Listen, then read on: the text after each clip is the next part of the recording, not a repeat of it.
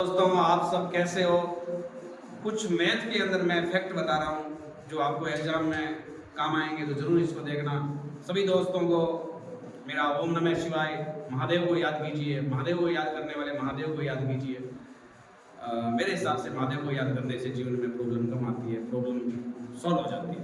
तो देखिए दोस्तों, मैं इक्वेशन लिख रहा हूँ, पहला फैक्ट ले रहा हूँ। अगर इक्वेशन ax² + bx + c = 0, मैंने इक्वेशन लिखा ax² + bx + c = 0, अगर इसके मूल मैं अल्फा और बीटा मानूं, मूल है अल्फा और बीटा, ये अल्फा है और ये बीटा है, तो जो मूलों का योगफल होता है वो अल्फा + बीटा = -b/a, यानी x का गुणांक अपॉन x² का गुणांक। अल्फा बीटा जो मूलों का गुणनफल होता है वो c/a, c यानी अचर राशि और एक x² का गुणांक। इसी तरह अगर आपका सवाल आ जाए जैसे 2x² + 4x + 5 = 0, अगर मूल अल्फा बीटा a का योग माने तो -b/a, b यानी 4, a यानी 2, अल्फा बीटा गुणनफल c/a, c यानी 5, a। तो सेकेंड वाला मैं रिएक्शन ले रहा हूं, अगर समीकरण ax³ + bx² + cx + d = 0, इसके सुनिएगा अगर अल्फा बीटा और गामा हो। मैंने रिएक्शन लिखा ax³ + bx² + cx + d = 0, और अगर इसके सुनिएगा अल्फा बीटा गामा हो तो इसमें 3 कंडीशन बनेगी। देखिए कौन सी 3 कंडीशन बनेगी, वो बनेगी एक तो ये अल्फा + बीटा + गामा = -b/a, और एक बनेगी अल्फा बीटा, बीटा गामा और गामा अल्फा, ये बनेगा c/a, एक बनेगा अल्फा बीटा गामा, ये -d/a। देखिए b दोस्तों, b x² का गुणांक, a x³ का गुणांक, coefficient of a, coefficient of b, coefficient of c, constant राशि। अब देखिए alpha beta, beta gamma, gamma alpha, c/a, alpha beta gamma d/a, इसमें अगर वैल्यू दे दे और उनको वैल्यू निकालनी हो तो आप इसमें ये सवाल पूछ सकते हैं। थर्ड कंडीशन लिख रहा हूं मैं, अगर दो इक्वेशन है a1x + b1y + c1 = 0, this is equation number 1। Second लिख रहा हूं मैं a2x + b2y + c2 = 0, this is reaction number 1, this is reaction number 2। Do you understand? कहने का मतलब समीकरण 1 और समीकरण 2। देखिए दोस्तों, इसको कैसे 3 कंडीशंस बनेगी, इसमें कौन सी 3 कंडीशंस बनेगी, तो देखिए तो 3 कंडीशंस बता रहा हूं मैं। इसमें बनेगी, देखिए एक तो बनेगी a1/a2 is not equal to b1/b2 और is not equal to c/c2। इसमें समीकरण के अद्वितीय हल होंगे, अद्वितीय हल, और प्रतिच्छेद करेगा, तीनों में से कोई सी भी कंडीशन पूछ ले और निकाय है वो संगत होगा। सेकंड कंडीशन बनेगी दोस्तों इसमें a1/a2 equal to b1/b2 equal to c1/c2 is not equal to c1/c2। इसमें बनेगा कोई हल नहीं, कोई हल नहीं, और या बनेगा समांतर, और या इसका निकाय जो है वो असंगत होगा, असंगत।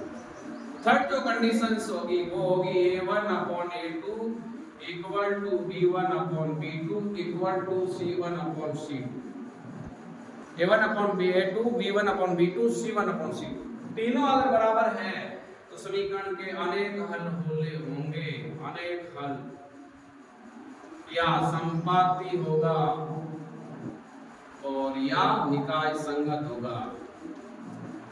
दोस्तों 3 कंडीशंस आर गिवन, ये 3 कंडीशन बना दी। इसमें से अगर इस टाइप का सवाल है तो तीनों कंडीशनों में से एक कंडीशन लगेगी। देखिए चौथा मैं ले रहा हूं, अगर इक्वेशन ax² + bx + c = 0, अगर इसमें 3 कंडीशंस बनेगी b² - 4ac > 0, अगर बी स्क्वायर माइनस 4ac का मान 0 से ज्यादा है तो समीकरण के मूल वास्तविक और भिन्न भिन्न होंगे। मूल वास्तविक रूट इज रियल और भिन्न भिन्न होंगे। सेकंड में B square minus 4ac less than 0 समीकरण का कोई मूल वास्तविक नहीं होगा, काल्पनिक होगा। That is root is imaginary, यानी काल्पनिक होगा, काल्पनिक। और यदि third condition B square minus 4ac बराबर 0 तो समीकरण के मूल समान होंगे। This root are equal, this root are equal. Three conditions ये बनेगी। और अगर मूलों का अस्तित्व पूछे तो B square minus 4ac greater than and equal to 0 ये कंडीशन है आगे का हल करने के लिए। अब आपको द्विघात सूत्र या श्रीधर आचार्य विधि या मानक सूत्र जिसको इंग्लिश के अंदर कहते हैं स्टैंडर्ड फॉर्मूला, वो देखिए वो होता है द्विघात सूत्र। द्विघात सूत्र ये होगा x equal to minus B plus minus root B square minus 4ac upon twice. ये आपके अगर मूल नहीं निकल रहे हैं तो इससे निकाल लीजिए। अब देखो पांचवा मैं ले रहा हूं, यदि ये श्रेणी है 2 4 6, इसमें कहते हैं 10 पदों तक, ये AP है दोस्तों। कैसे पता चला AP है?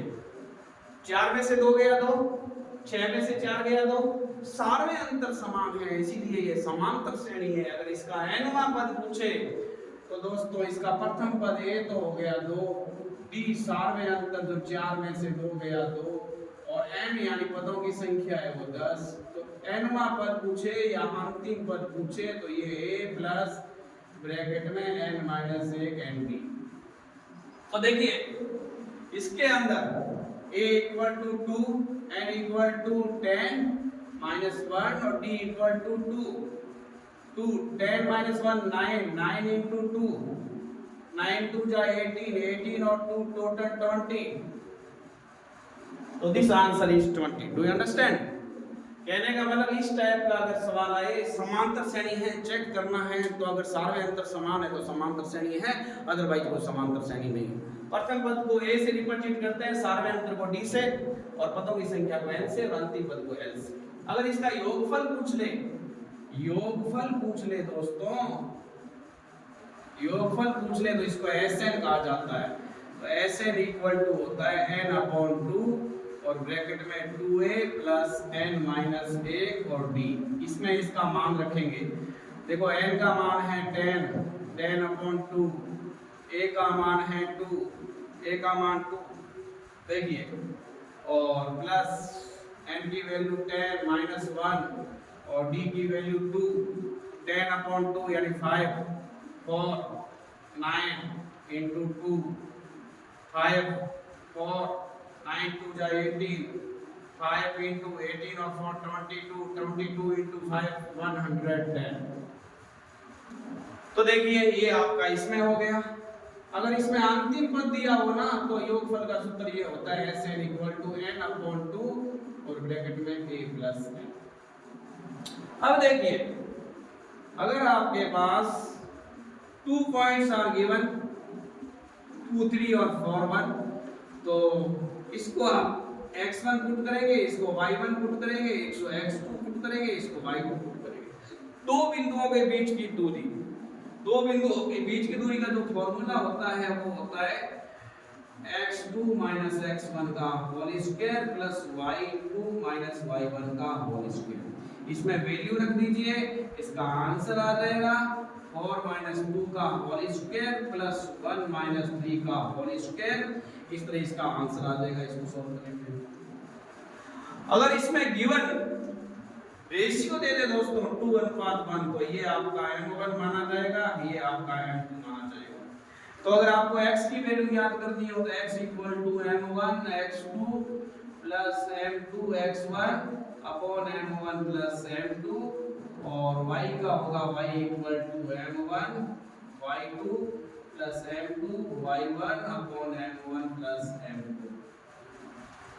x equal to m1 x2 plus m2 x1 upon m1 plus m2 y equal to m1 y2 plus m2 y1 upon m1 plus m2। अगर इसका बाहरी विभाजन पूछे तो प्लस की जगह माइनस कर दीजिएगा। अगर इसमें पूछे कोई भी x अक्ष पर, जैसे मान लो ये x y है, इसमें x को भुज कहा जाता है और y को कोटि कहा जाता है। अगर कोई x अक्ष पर है तो y 0 होगा, तो निर्देशांक क्या होंगे, x 0 होगा। और y अक्ष पर है तो क्या 0 होगा, x 0 होगा, तो 0 y होगा। और मूल बिंदु के निर्देशांक अगर आपको पूछे, दिस इज ओरिजिन पॉइंट, मूल बिंदु के निर्देशांक पूछे तो आप 0 0 बताएंगे। और ग्राफ में अगर आपको पूछे तो ग्राफ में एक बीचों बीच लाइन खींचेंगे, उसको x देंगे, इसको x डैश देंगे, ये y होगा, ये y डैश होगा। पैमाने पर डिपेंड करेगा, ये प्लस प्लस, ये माइनस प्लस, ये माइनस माइनस, ये प्लस माइनस। अगर 7 तक पॉइंट है आईएस तो x और y अक्ष पर 1 सेंटीमीटर बराबर है 1 इकाई। दोनों समीकरण हल कीजिए, दो बिंदुओं तक हल कीजिए, या तो समपाती होगा या समांतर होगा या प्रतिच्छेद करेगा। तो दोस्तों मैंने ये आपके मैथ के अंदर कुछ फैक्ट बताए हैं जो आपको एग्जाम में आई होप कि हेल्प करेंगे और जरूर हेल्प करेंगे। मैं भोजराज प्रजापति सर, मुस्कान क्लास।